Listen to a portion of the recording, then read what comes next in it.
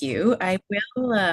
I'll do a little presentation to start, mostly to keep myself on track so I don't wander too much on the narrative here and leave time for questions. So I'll just share my screen and go through a few slides with you guys. Great introduction. Thank you very much for having me. Oh, I can't figure out what screen I'm sharing now. Gotta love it. 1 second. I'm the same way, 101. We've moved over to Teams, so now I'm like unable to do anything in Zoom, so you gotta love it. All right. Okay. Okay, so today I want to take a few minutes to go through a couple things that I've learned during my career journey. I vaguely remember giving some kind of topic a few months back, and I think this was sort of the crux of it. So, career success, looking at opportunities, building a brag book, and basically pathfinding for your career. So, I'm going to talk through some of my own lessons. Uh, as we've talked a little bit about my career, but I think the key part that I have learned myself is that it really is about pathfinding. It's not like I had this goal, and I think that's the theme you're going to see here. And Chinwike and I were talking about this last week about the fact that it's like, you're in university, you feel this, imperative to know who you're going to be when you grow up. And I think it's fair to say I still don't know who I am, even though I feel like I'm told I'm a grown up now. So that'll be the theme of my talk today. So please do interact. Happy to answer questions. And I hope I hear from you guys. So a little bit of background, the less formal stuff, just so you can get to know me. I'm from the Niagara region. I grew up playing hockey. That's me up there with a super cool braid. That's a long time ago. You can tell by the equipment if you're a hockey player. It's pretty old school. And then I played college in the US. I was fortunate enough to get a scholarship down there and played for a few years, 3 years down there. I graduated actually a year early and came back and played for the Warriors for a year. So go Warriors. That was fun during my master's.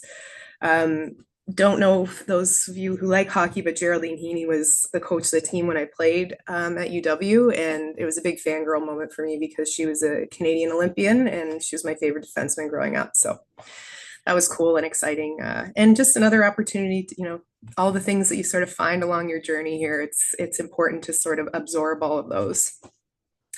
So I currently, I'm married. This cool guy here, he's a captain in the Niagara Falls Fire Department. We've been together a long time.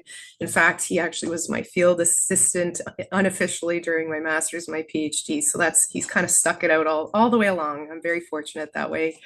And I have two boys. One just turned 10 this week. So that's a bit of a old lady moment for me. And another son who's 7, turning 8 in January. And we like to do lots of stuff outside. And that's another theme sort of for my career path is, finding the things that you're passionate about and finding ways to make it your work.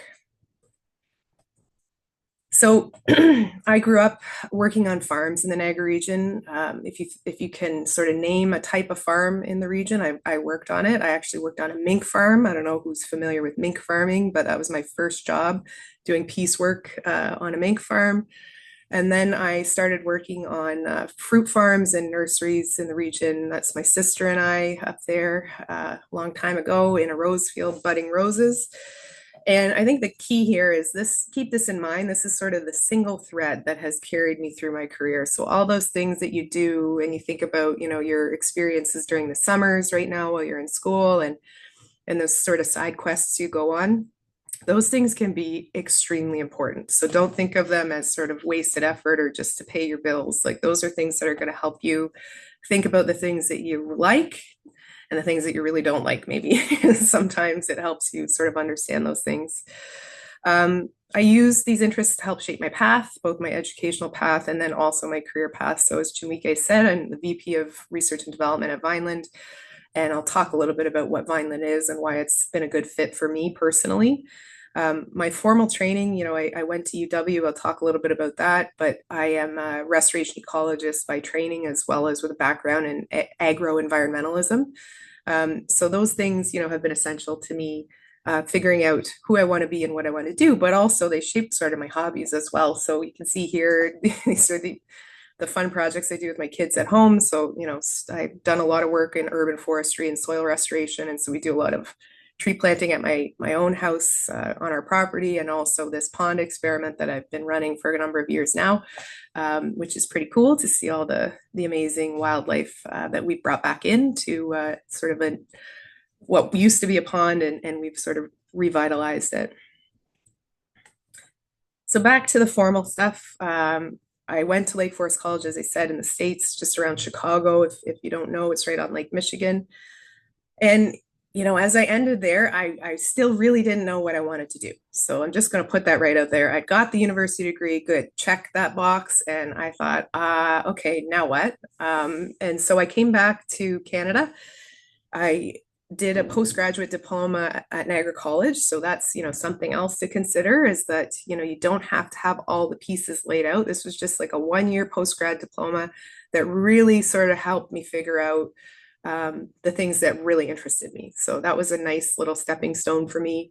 And then I started my master's at UW with Dr. Stephen Murphy in the Faculty of Environment. And I did my research actually on Lake Erie, looking at nesting water birds, so cormorants, if you're familiar with those ugly prehistoric birds that you see sort of along the Hamilton Harbor, or if you've been up on Lake Erie, you might have seen them. And that once again was another great sort of lesson for me around the type of field work that I was really interested in, restoration ecology, sort of that path that had been carrying me through. And then I almost quit school. I thought, boy, that was a lot of work and effort, and I really was not committed to doing my PhD. So I also want to put that out there. Steve really convinced me to stick with it.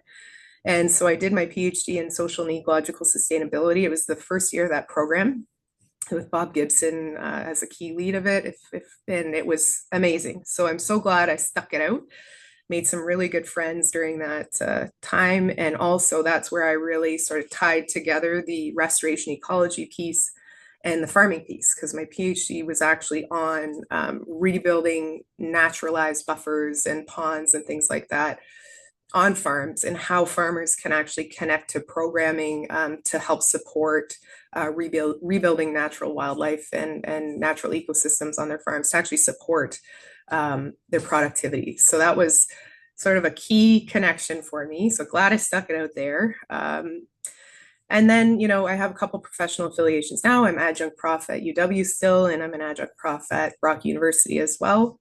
So I try to sort of connect there with students still. And various boards of directors roles. So previously on the LEAF board out of the university, or out of Toronto, and the International Society of Arboriculture in Ontario. So, I finished my PhD in 2012. I very briefly considered a professorship. I thought maybe I could be a professor. And quickly learned that was not for me. I love the research part. Education's great, good for all of us here on this call who are into it. It's not for me to sort of lead that, though. My heart and passion actually is with the research side. So I went into consulting a little bit, was doing some urban forest consulting and things like that. And then very quickly got this opportunity at the Vineland Research and Innovation Center as a research scientist. Don't need to go through the promotions, but basically have been here for over 10 years now, and in various roles, and sort of just continuously advancing and pathfinding where I want to go. Because now in the role I'm in, I'm not a scientist anymore, which is a bit different. I'm on the management side, which is, it's a bit of a hard step to take. But also what I realize is I love the strategic side of it. I love thinking about the strategy around innovation portfolios, figuring out like how we actually continue to meet our mission. And so I feel like it's like taking the science background and all these data-driven approaches, and how do we actually apply that to continue to advance as an organization, which has been fun. Oops. So a little bit about Vineland. I often forget that maybe everyone doesn't know who we are. So I wanted to throw this out here. It's a shameless plug. If you're looking for summer work, I'm going to introduce you to this amazing organization. We're an independent not-for-profit organization. We're supported financially by the province of Ontario and Canada through the bilateral agreement they have, so the Sustainable Canadian Agricultural Partnership, as well as being funded by various other sort of revenue and income generating activities, like doing innovation services for the community. So growers, processors, to ag tech companies, things like that. So actually being sort of that trusted expert for people out in the world about how you actually move something from concept to reality. So we always talk about our impact being about shelf space in the grocery store and acres in the field. It's not about, having, an academic publication, which has its value, but for us, it's really about seeing that impact, and being a results-driven organization. So our vision is to be recognized as Canada's leader in horticulture and research and innovation. And our mission is to improve the economic viability and sustainability, as well as the competitiveness of horticulture in Canada. So horticulture, people don't always know what it is. But it's basically the fruits and vegetables that you see. So we're not in broadacre crops. So think canola, corn, those kinds of things. We are like apples, peaches, plums. There's over 200 commodities of different fruits and veggies in horticulture, which makes it extremely diverse and important to as an economic driver for the province, but also for social and ecological sustainability as well. So we have over 100 employees. So this is just a sort of image of part of our campus. We've got an operating budget of about $13 million. We have 26 facilities, and 7 off-campus facilities, lots of laboratory spaces. We have 3 acres of greenhouses, 200 plus acres of farm. And we like to talk about the number of collaborative partnerships we have, which is probably higher than this now, probably nearing 200 partnerships. We also manage 94 varieties of tree fruit. So if you eat a peach in the grocery store and it's Ontario grown, it might be a variety that's managed by us. We also develop and commercialize our own technologies, which I'll talk a little bit about my own experience in that. But tree fruit is a big place where we're actually both developing and managing those tech. So for instance, we have an active apple breeding program that is based on consumer preferred varieties, which is really interesting. So we're looking for our first apple release in about 2028. But basically looking at these technologies that are not being developed by anyone else, sort of us filling that space. So jumping over to, a bit more about my topic here, this idea of a brag book. I wanted to introduce this early because I think it's really important. Basically, a brag book is a professional portfolio that showcases an individual's achievements, skills, and experiences. So people often think about, you have your CV or your resume, and we'll talk a little bit about how a brag book differs. But it's really important because basically this is you capturing all the amazing things about yourself that are not scripted in a CV or a resume. You can use these in job interviews to provide tangible evidence of your past successes and competencies. And they can include a whole bunch of different materials. So these can be your certificates, your awards, maybe letters of recommendation that are not appropriate as a reference, but someone who's talked about how awesome you are in a capacity maybe that you interacted with them. It can also be, positive performance reviews from previous jobs, as well as project summaries. So giving that both the breadth of your personality and skill set as well as the depth. So we don't always get that in a resume. You kind of look crazy if you have like a 25-page resume. So this is a separate tool that you can build out for yourself to be able to sort of continuously curate who you are and all of the accomplishments that you have. Really, the purpose is to demonstrate your value and suitability for a position. So if you think about it as, in terms of career path planning, like where you want to go, and you can have these really nice real world examples of your work and accomplishments. The biggest thing that I want to remind people of is that it's a living document. I recommend to my own staff that they actually keep a document or file on their desktop because you can put stuff in there daily about, things that you've worked on. It's really hard at the end of the year when we do performance assessments, for this example, to look back and say, wow, like it was a busy year. I can't think of all the things that I did. So using this as a tool to actively curate what you're working on, and capture those accomplishments. And the other thing I think a brag book is really important for is building your own confidence. So a lot of times when we go into job interviews or I have imposter syndrome now. I've been in this role for a long time. I've been a scientist for over 10 years. And sometimes I have those moments thinking like, do I belong here? Am I the right person to be sitting in this seat and making these decisions? So for myself, the brag book has been really important to show like, wow, look at the depth of the things that I've actually done and touched and worked on and my successes. So both use it externally facing as a tool for yourself to curate this really nice repertoire of your own work, but also use it as a way to self-reflect.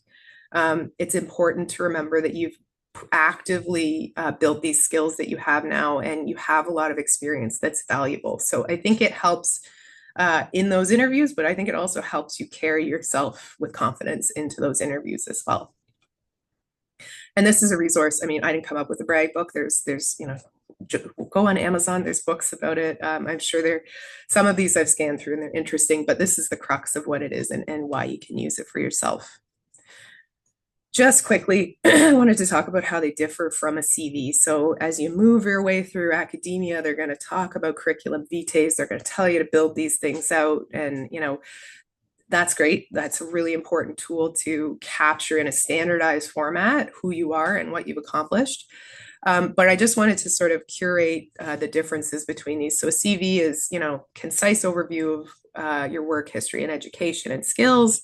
It's like 1 to 2 pages, probably in your early career days. It'll get longer. I've seen some that are really long when I've been hiring scientists, pretty impressive. It's got a standardized format. Usually, you can find templates for these kinds of things online that help you basically get the guts of what's actually expected in a CV when you're providing it to a potential employer. No visual elements, like it's a written document. It's static, so it's like a fixed document that you just, you update and customize for a particular job application. Very simple layout, and there's no complement to it. It's just a standalone document. So the difference with a brag book is that you're going to have these detailed and often visual representation of achievements. It's a much more comprehensive portfolio, as I mentioned. So you could have, a particular project that you worked on in there that you were really proud of, or that really captured your skill sets for a job that you want to talk to. It includes those tangible evidence pieces like I talked about before. It can have visual elements. So if there's, if you're applying for a job where you're demonstrating your marketing and communication skills, you might have those things represented in this portfolio. You can customize it so that it aligns with specific roles. So you make sure you're highlighting the right things. So this is where you read the application and you pull those things to the forefront to make sure that you're really showing the employer what it looks like. You can include a table of contents, so you can make it really user-friendly for someone if you're actually going to hand it to an employer as sort of an addendum to the other documents that you're providing. And it complements this CV by providing a richer narrative about you. So this is how you use it externally facing for an employer. But like I say, I do really feel like the value of it is to early days in your career to talk to yourself. It's sort of positive self-talk. So I'll just give a couple examples of my own experience about like the difference between a CV and what a brag book would talk about. So for example, I've just given two here. I'm actually the inventor of technology called the RootSmart tree propagation tray. I hold patents in Canada, the United States, Australia. We've got patents filed in New Zealand and the EU as well. And so that's what a CV would capture, right? Like you'd have a section on it that says patents and it would lay this out and it would have this technology and you could, look up the patent numbers. That's great. So an employer would maybe look at that and say, that's wonderful. But what it doesn't capture is the impact of this technology that I developed. So what it does is actually promotes healthy root development. So this is really important for the urban forestry sector. This is a tool we identified through gap analysis that was needed. It prevents root defects during propagation, so trees actually live out their full lifespan in an urban environment because we're not creating deformed root masses that blow over in a storm, which is reducing tree failure in urban landscapes. And there's all sorts of videos and marketing materials for the commercialization partner. It's a company out of Kingsville, Ontario that actually has the license to this technology. And so they have great stuff in there too that I can sort of share as part of a brag book that's not captured in a CV. So that's a good example of, CV would be the patent list. And then there's this richer narrative around the impact of the technology that I've developed. Another thing that is hard to capture is some of the work that you do that's not like the tangible stuff. Like, I did a job on this, right? You have your sort of employment experience. One of the things that I've been working on for a long time, because we identify this as a huge gap in the urban tree supply chain, is establishing pathways between municipalities and tree suppliers. So it's a huge point of failure, basically, with urban canopy planning is the fact that nurseries are not connected to cities or consultants that are sort of speccing trees into urban landscapes. So I've spent a long time actually building out relationships as well as a new mechanism through what's called grow contracts to ensure the seamless flow of trees into urban landscapes. It helps to meet changing market demands. It's helping to fill the urban canopy demands that we have across Ontario as well as globally. And it's filling a gap that was sort of previously unrecognized. So once again, this wouldn't be captured anywhere in a CV, but I'm able to provide this super rich narrative about the value that I bring to a position by building this out into a brag book. Couple more things here, just examples of things that I've been working on.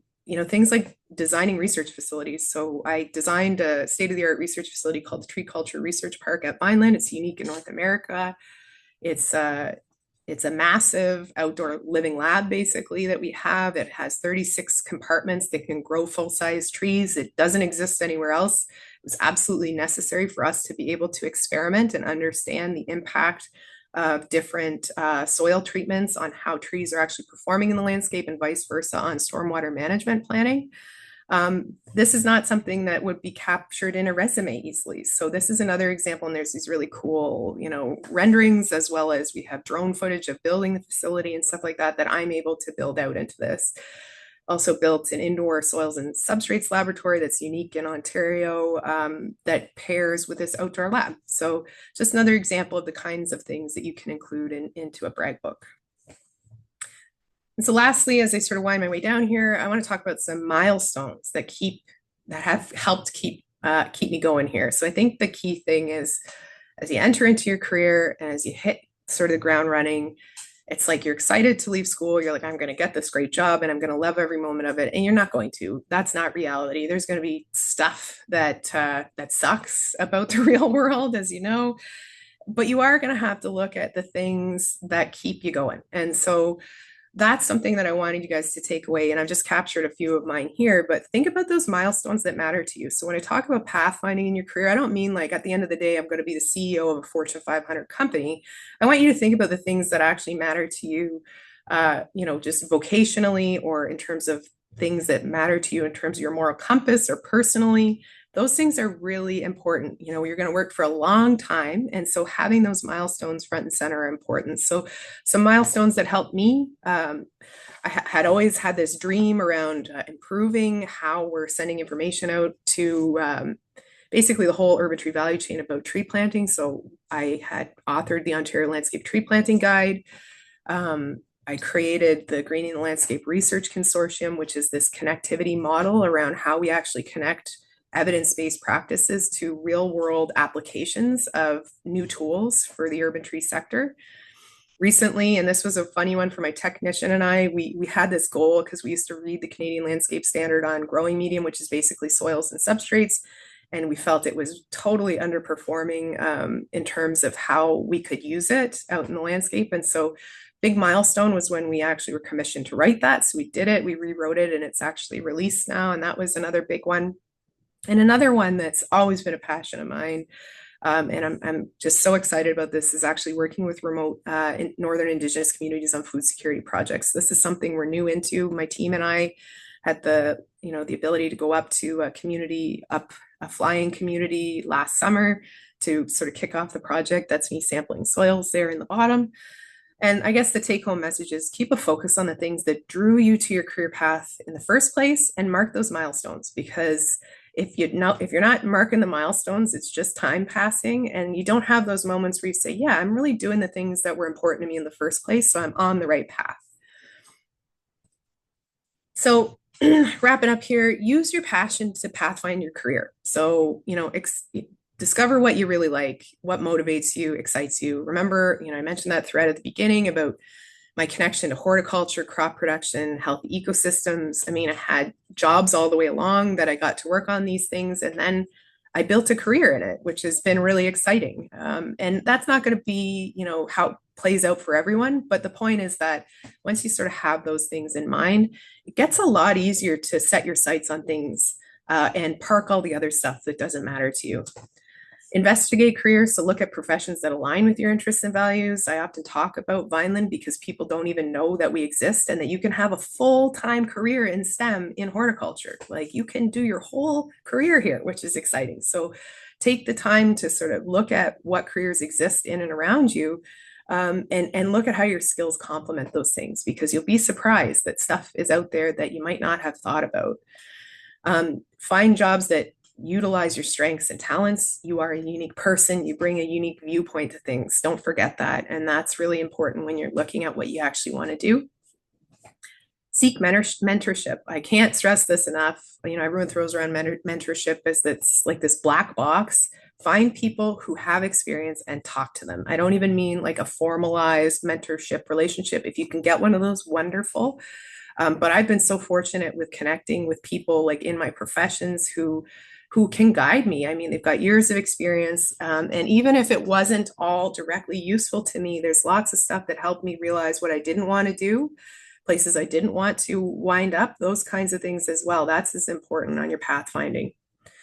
Say yes to experiences. So participate in those internships, the volunteer work, the job opportunities, all of those things, because not only are you going to get experience, but you're also going to build your ecosystem. So, you know, building out your network of people that you know and touch points, it's really important, because those are the people that eventually you might be able to call on and say, you know, I'm looking at this job. They might provide a reference for you. Maybe they know someone who's at that organization. So say yes to those experiences and soak them up to the best of your ability.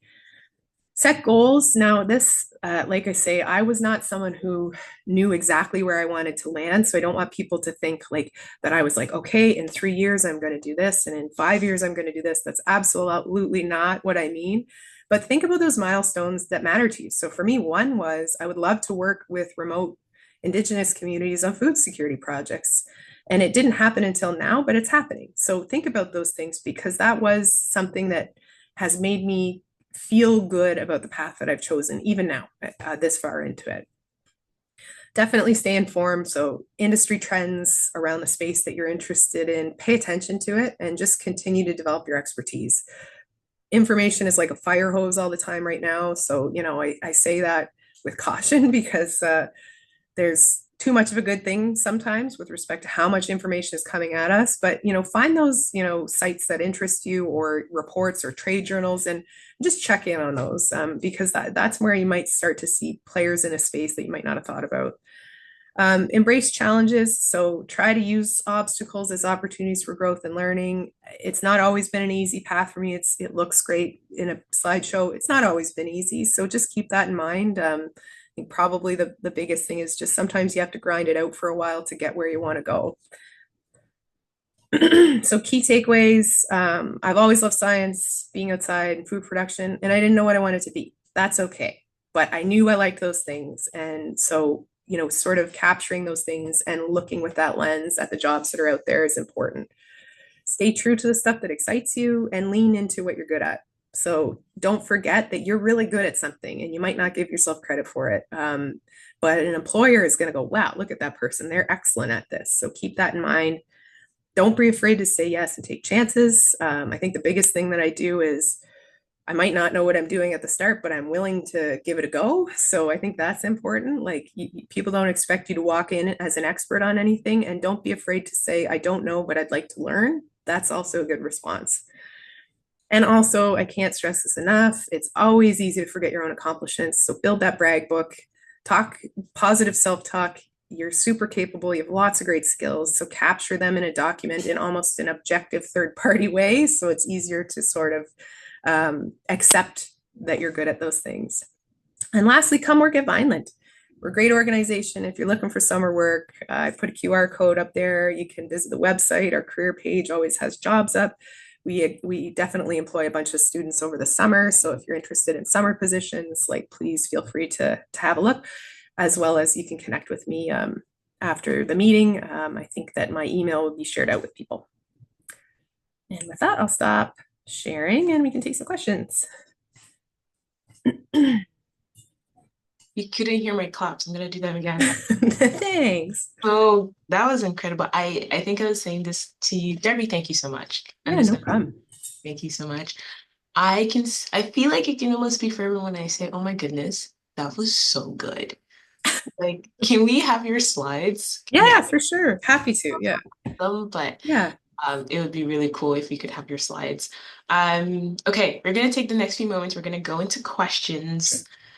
So if you want to ask a question, just raise your hand and then you can come on. But also like feel free to use the chat. But I also know some people submitted questions, and so we're gonna go through those as well. But before we go into that, I just wanted to share. I am so inspired by your story. I feel like what you like. I look at my notes. There's so many notes. There's so many notes. I'm at the stage in my career as well where I feel like I've adopted that just say yes Yeah. mentality because you have no idea where it's going to take you. You have no idea what the next thing is going to be. And that's okay because you're going to Yeah. say yes. You're going to learn what you really like and maybe what you don't. And it's going to inform the next thing. I've always said to my siblings and my friends, try and keep growing right where you're at, That's right. maximize the learning, the growth, the opportunities, the connections, everything that where you're at right now can offer you, maximize that, and then bring other people in as well so that you guys are like in together and learning together. Anyhow, I could keep going, but it's Great not about advice. me. This is not about me. Oh, it can be. I'm fine with Oh that. man, I'm so stoked. This is great. Okay, so we're gonna start taking with questions. So one of the things I'll ask you, Darby, and I think you already touched on this a little bit, is one of the questions was, what was your North Star through your professional journey? Yeah, it's hard to say. I mean, I think for me, like the big thing was I two things probably. I really like research Mhm. and I like research with an impact. So for me, I was really interested in sort of sticking to that theme.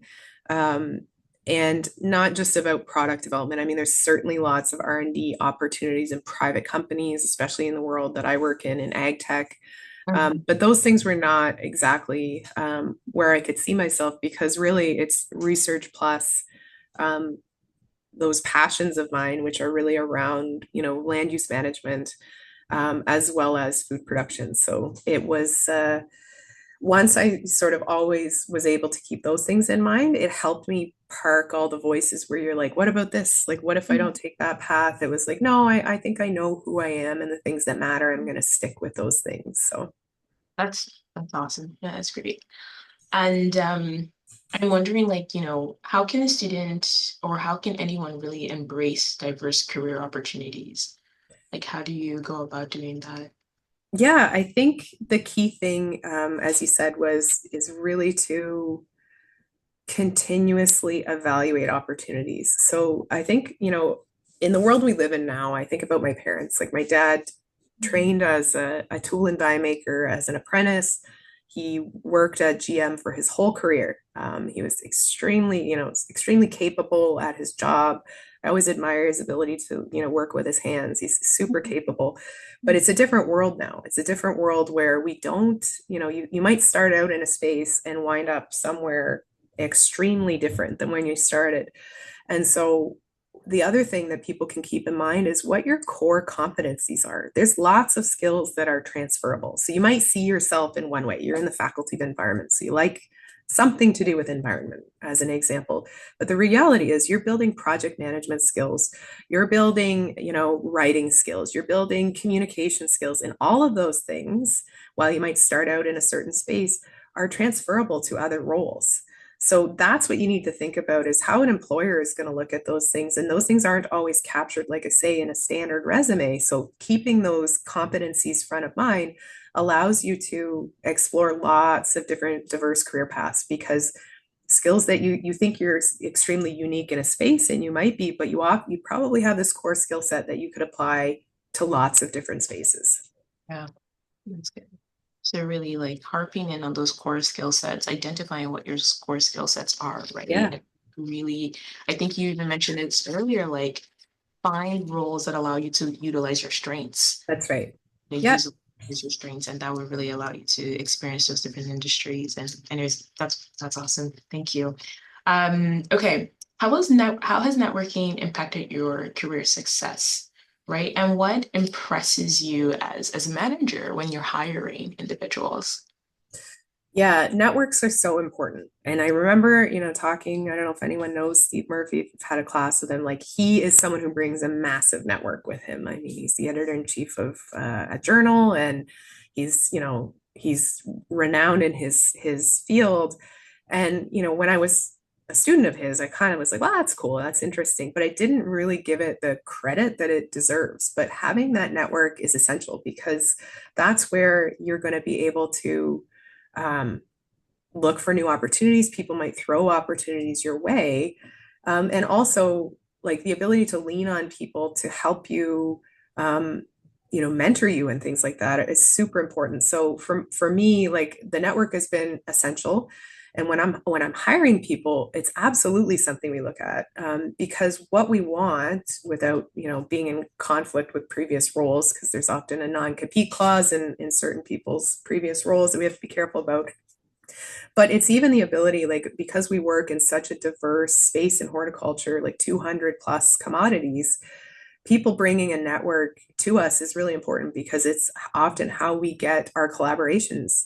It might be, professional networks, so other researchers across the globe that we can bring into our own sort of space in order to use them. And the other thing that we do is, we actually have what's called an Innovation Advisory Council, and that's a council of experts from across the world that touch on the different scientific disciplines that we have at Vineland.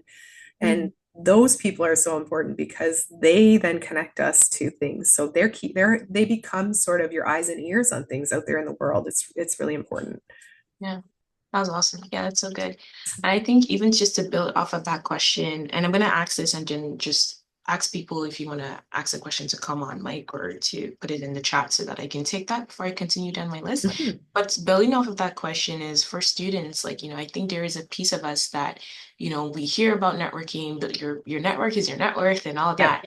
How do as students or people in general, how do you continue to build those networks? What are some tips that you would recommend for individuals as they try and figure out how they can build those mentorship Yeah.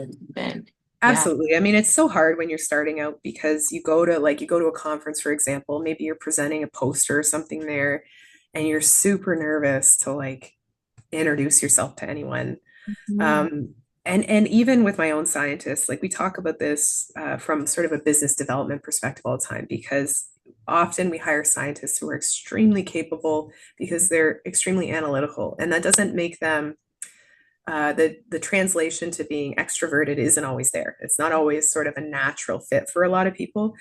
So the big thing that I do or recommend people do is if you go to a conference or if you go to an event, which I recommend, that's a great way to sort of get out there and make connections, is to set a goal of talking to, I don't know, depending on your bandwidth and your ability to sort of how introverted you might be, try to set a goal of talking to three different people.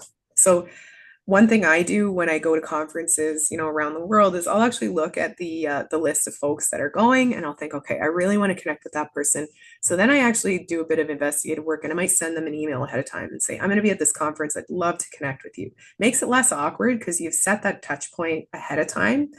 And then also, once you've set those touch points, make sure you walk away with a second touch point. So as a student, you're in this great position because you're not trying to sell them anything. Often at conferences, everyone's trying to sell each other stuff. So you're not trying to sell them anything. You're just this lovely person who's trying to, look at opportunities for their career. So use that to your advantage. So after you meet that person, thank them for their time and ask them if you could please follow up if you have additional questions. Could I please reach out to you if there's other things that I've been thinking about or things I want to connect with you on? And I've never had someone say no to me on something like that. So make sure you walk away with like a cell phone number or their email, and then force yourself to send that follow-up email immediately. So when you get home, send the follow-up email, say, thanks so much for connecting with me. Remind them of who you are and what you talked about. And then that's a warm lead now. That's not just some, random stranger. You've now had 3 or 4 touch points with them. So they're going to remember you. So that's how I sort of encourage people to build these things out, both for like the collaborative research side as well as like the business development side. Yeah. I'm just writing it all down. That was really great. Reintroduce yourself and remind them of what you guys chatted about. That's really great. Thank you so much, Darby. And I think even too, I always like to do like a little shameless plug because alumni office hours are a really great way to do those. Exactly. Like, you know, really, like it's Yeah. such a great opportunity to, even if at least one of the things that I always am encouraged by is when a student will connect with an alumni who's in a field that is not necessarily related to what Yeah. they are doing, but they were just so moved by an individual story or Yeah. their journey, and you're like, you know what, I just want to learn from you. How did you do that? Can we stay in touch?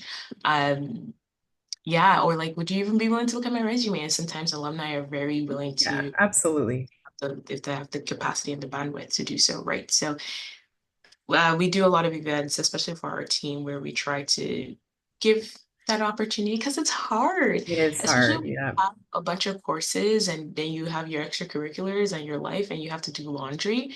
It's hard to get Yeah, it's hard to get out. So it's absolutely. necessary to put yourself in those spaces. And these tips are very practical and easy, like you can easily implement this to build that network. Yeah, for sure. Okay, I'm gonna stop yapping and I'm just ask anyone, if anyone would like to ask any questions before we keep going. We've got a little bit of time, so we can take one from the audience. I think I've asked a few different people's questions here, but are there any questions maybe I can ask for people? Hi, Jessica Williamson. There.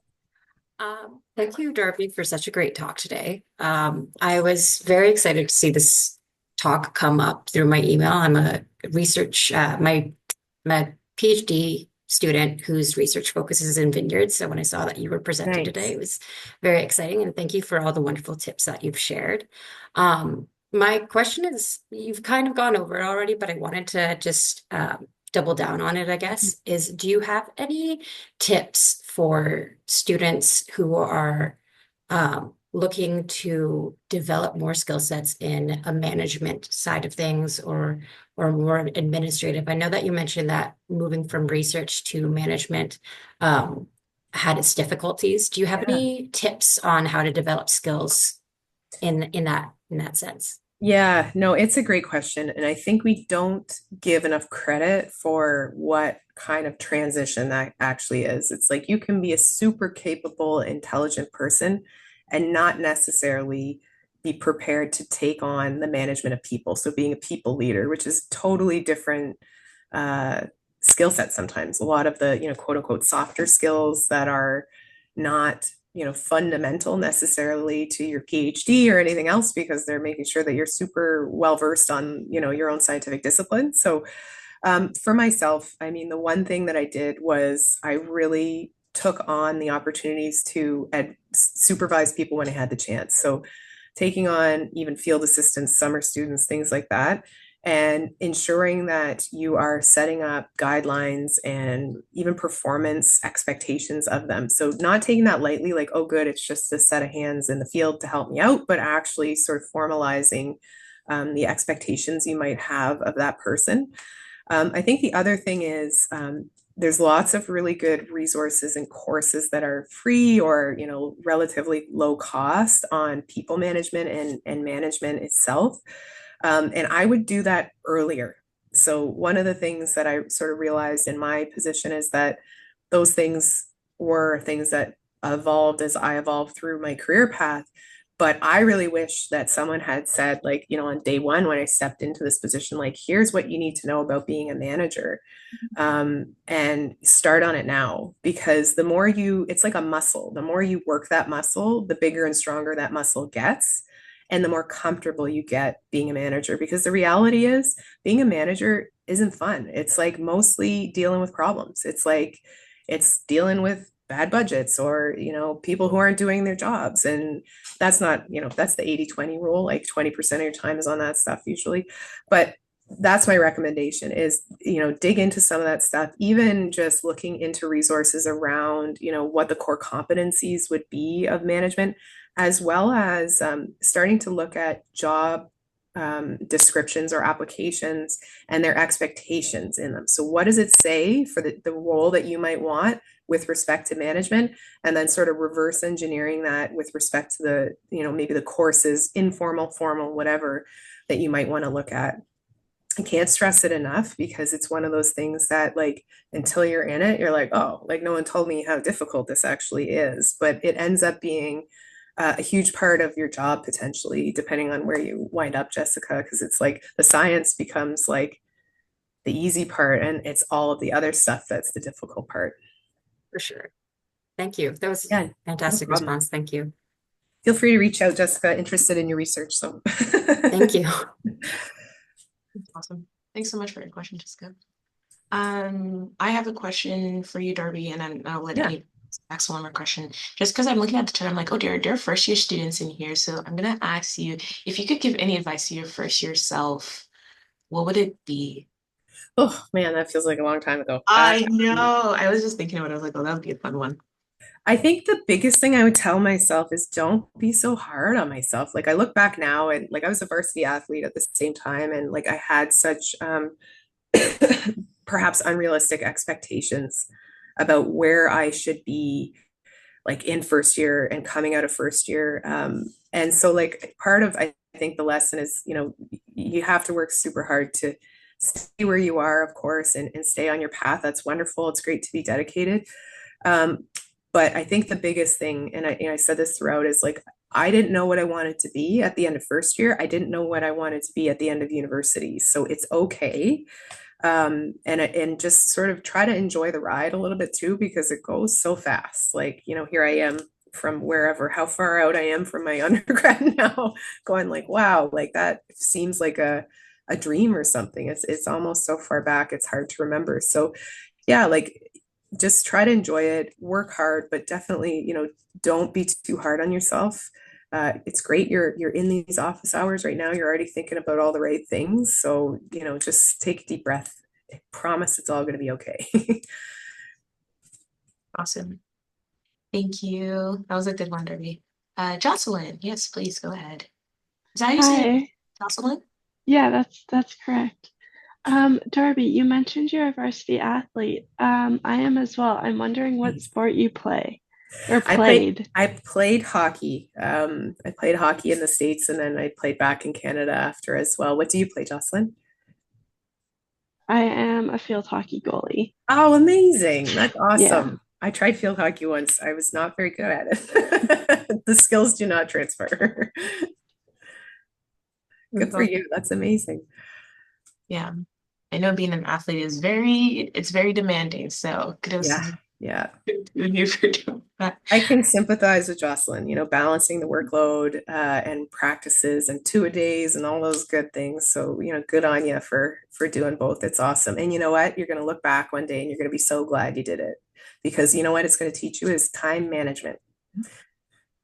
Probably the biggest skill you walk away from being a varsity athlete is that you have excellent time management skills. Time management is big. It's Really, huge. it's huge. Okay, I'm going to allow for one more question just as we wrap up here before we, yeah.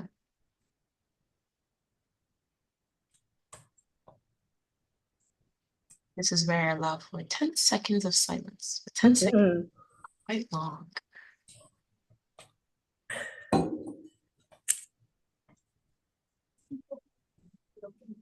All right, well, that's okay. I know we didn't get the chance to go through all of our questions today, but I'm really grateful for everything you shared today, Darby, and I'm really excited, yeah, to share everything with folks who aren't able to make it, and tell us where we can connect with you. I'm going to, of course, share your email Yeah, yeah. with folks, but do you have any other ways that people can connect with you through? I'm on LinkedIn. Email's usually best just because by nature of my job, I'm always checking my email. So that's, probably the best way to get a hold of me. But I do encourage it. Like I'm happy to, to connect with people if they have questions after, and definitely will share my deck with you if that's useful. Please. Yeah. Awesome. Okay, I'm also gonna do everyone probably a big favor. I find these are helpful. I'm gonna put Darby's email in the chat. There you go. There it is. So folks have it now, and you can reach out to Darby. Yeah, shoot her an email. She's very excited to hear from you. And with that, I'm going to say thank you, everyone, for being here. Thank you so much to our amazing host, Darby. This was incredible. I walked away with so many notes. This session has been recorded, so we're going to make it available to folks on our website as well. We send out a link with like the whole playlist of all the awesome alumni office hours that we've had this term and previous terms. You can also find that on the website. So feel free to look back if there's any insights that you're wanting to connect with Darby on, especially if you're like, how do I break the ice? But the ice was broken. You know her. That's You right. heard Yeah. her voice. So hopefully that should make your future connections easier. And with that, thank you so much for attending today's Alumni Office Hour. We hope to see you next time. Have a lovely